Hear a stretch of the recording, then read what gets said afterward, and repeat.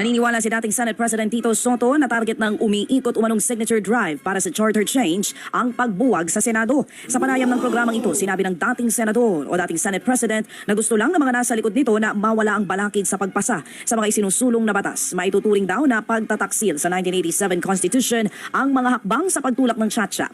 Mas dapat pa nga raw siraan ng mga taong mali ang pagpapatakbo sa konstitusyon. Malinaw raw kasi dito na importante ang checks and balances sa pamahalaan. Na kay Pangulong Bongbong Marcos Jr. na raw ang bola para maitigil ang umano'y sapilitang People's Initiative para sa tiyatsa. Hindi tiyatsa kailangan natin eh. Katsa, yun din ang spelling. Character change, yun ang kailangan natin. Nakipangulo yan. Pag sinabi ni Pangulo na itigil niyo yan, wala na, tigil yan. Dahil baka mag-create lang ng gulo. Magandang araw sa atin lahat mga kababayan. Dito na naman tayo sa another episode ng ating vlogs. Pag-uusapan natin ngayon, ito po no. Ito naman pong ilang pong mga pumirma dito po sa tinatawag nating supposedly ay PI no, o yung tinatawag nating People's Initiative. Hindi raw nila alam na yung pala ay para sa tiyatsa no.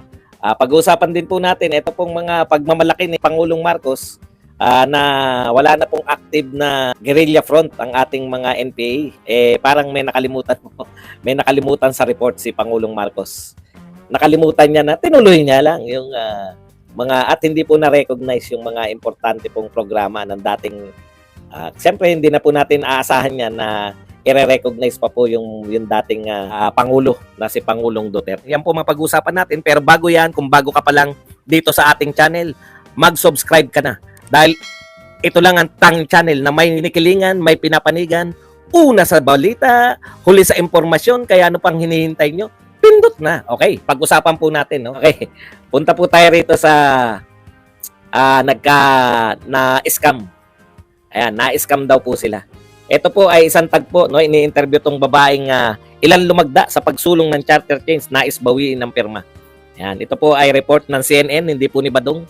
Galing po to sa CNN Philippines. Ayan, sabi niya, nitong tinago yung pangalan at tinago pati muka, hindi niya raw alam yung pinipirmahan niya. Ang alam niya raw, ayuda, bibigyan siya ng ayuda. Ngayon, nung nasabi sa kanya, charter change, hindi niya raw po naunawahan. Alam po ninyo, napakarami pong ganyan, no? Ang tanong nga nito ng babaeng itinago ang mukha at pangalan, pwede raw bang bawiin yung kanyang pirma? Alam niyo po, marami pong ganyan na kaso. Yung isa naman po, na mapagmarunong si ate, kapitbahay ni itinagong mukha at tinagong pangalan, akala niya, ayuda. May presyo pa 2,000. Akala niya 2,000 yun. Pero ano man yung pinirmahan niya, hindi siya sigurado. Pero sang-ayon na po siya, mapa ito man ay tiyatsa o mapa ayuda. Alam po ninyo, ang masama po rito, no? Sinasabi po ni Senator Amy Marcos at saka ng mga ibang senador, yung ayuda mismo, yung pinangangalandakan, no? Para pumirma rito sa tiyatsa na to. At meron na pong nahawakan si Senator Marcos na laman mismo. Ito na po yung laman, no?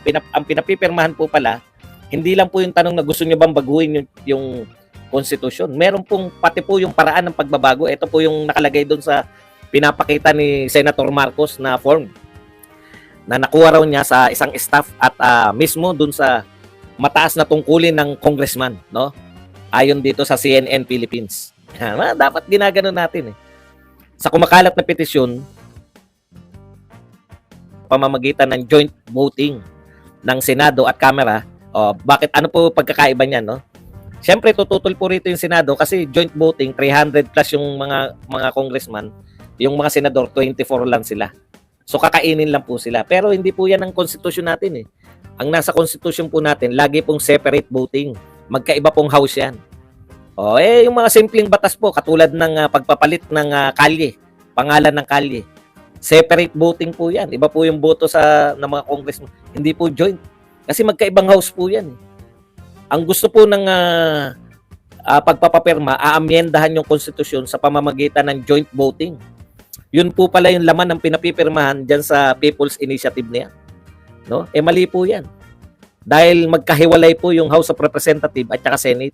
Sabi nga sa inyo, yung katulad po nito, budget. Separate po. Separate yung botohan ng budget sa House of Representatives at sa Senate. Yun nga lang, kaya pag may hindi sila napagkasunduan, may BICAM, doon po pag-uusapan. Yun nga lang, sa BICAM din nagaganap. yung mga insertion ng budget. Sa DICAM po ginanap yung insertion ng 12 billion para po sa binigay sa COMELEC na ang sinasabi po ay tsa-tsa. Ayan. Okay. Ito po simple lang po. Yung mga batas po napapalitan yung kalye. Separate pa rin po kailangan. Separate po yung boto ng HOR tsaka ng Senate.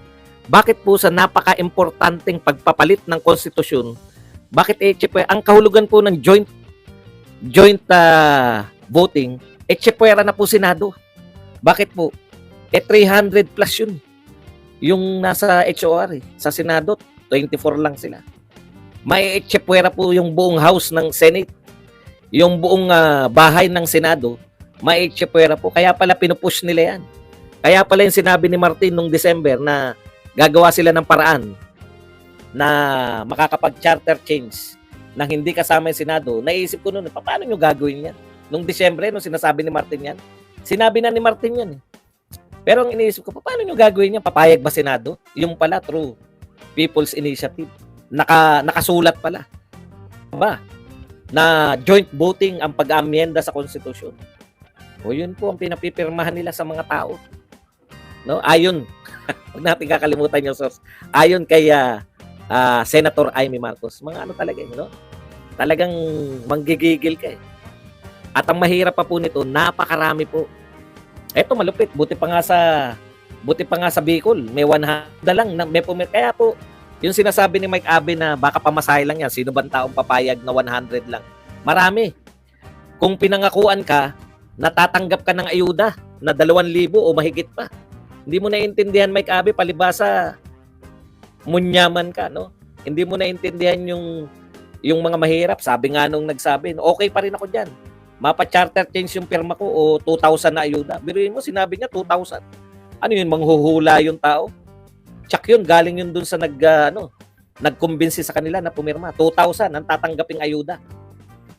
Yun, Mike Abe, naunawaan mo, hindi ka binigyan ng 100. 100 yun plus ayuda. Dito sa Quezon City, mukhang nakatkong pa yung 100. Ayan po ay aking haka-haka lang. Kasi sa Bicol, may 100. Mukhang sa Quezon City, pangako lang na ayuda ang pinirmahan nila. Pero mali po yun, di ba? Paano pa kaya kung nalaman ng mga tao na yung panunuhol pala ay masama at pwedeng makulong ang nagsuhol at sinuhulan? Opo. Ayon sa isang abogado na nakalimutan ko na kung saan nakalagay. Pwede po kayong kasuhan pag nagpasuhol kayo, di ba? Hindi lang po yung nanunuhol na may kaso. Okay. Marami raw lang. Hindi makapanood. Punta na po tayo rito sa pagmamalaki po ni Pangulong Marcos ng kanyang mga achievement. Alam niyo po, wala naman pong problema Ako, sabi ko nga sa inyo, di ba, hinahamon natin, instead na siraan nyo si Pangulong Duterte, mag-ano na lang po kayo, yung mga nagawa ni Pangulong Marcos na lang ang pagmalaki nyo. Huwag nyo na siraan. Di ba? Ang problema kasi, may konting nagawa tapos sisiraan na nila yung administrasyon ni Pangulong Duterte. Katulad po nito. Ito po munang ito yung nagbabasa na naman si Pangulong Marcos, yung achievement po. Ito po ang ayon dito. Pinakinggan ko po No more active guerrilla front in the Philippines. I want you to hear hear President Marcos report regarding insurgency. Yan po ang sinabi ni Mr. Winwin Eklabu. This is the bagong Pilipinas, the success of every Filipino. Mr. PBBM, you are truly inspiring. Alam niyo po, ang kulang po sa senaryo na to, okay naman yun, tatanggapin naman natin yun Thank you very much po sa nagpa-member, no? Sino ba 'to nagpa-member? Teka, titignan natin. GNS for Life, naku, long time no look. Thank you very much sa pagpapa-member GNS for Life. Ayan, at long time no look GNS. Okay. Alam niyo po, eto real talk po tayo, no? Masaya po tayo na sabi nga wala ng active guerrilla. Iba po yung wala ng NPA, iba po yung wala ng active guerrilla front, no? Ibig sabihin, meron pa rin pong mga rebelde pero yung matatatag po na kanilang mga yung kuta, yun po yung ibig sabihin no, na halos nabuwag na. Okay naman, masaya naman report yan, di ba? Maganda pong achievement yan. Kaya lang po, sana naman meron man lang recognition din kasi hindi naman po yan isang taon lang na trinabaho ng BBM administration. No? Napakalaki po ng hirap diyan ni Pangulong Duterte. Dalawa po ang parang wala po, kahit sana hindi na ni-recognize si Pangulong Duterte, yung mga program na lang po. No? Kasi alam natin lahat na ang pinakamatagumpay na programa para po diyan sa yung whole of nation approach ni Pangulong Duterte, yung NTF-ELCAT. Sana kahit ayaw niyong i-recognize yung ating Pangulo, ng aming Pangulo, no? Ni-recognize niyo man lang sana yung NTF-ELCAT. Tsaka yung dalawa po kasi yung pangyari, yung pagpapasa po ng anti-terror law. Sana yun na lang ni-recognize.